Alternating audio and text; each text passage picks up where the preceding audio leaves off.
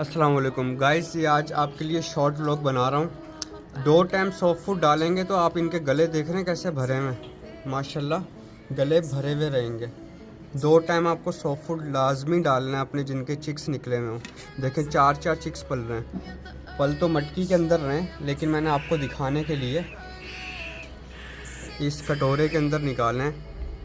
आप ये देखें इनका गला माशाल्लाह से साइज़ भी इनका इन्हांस होगा।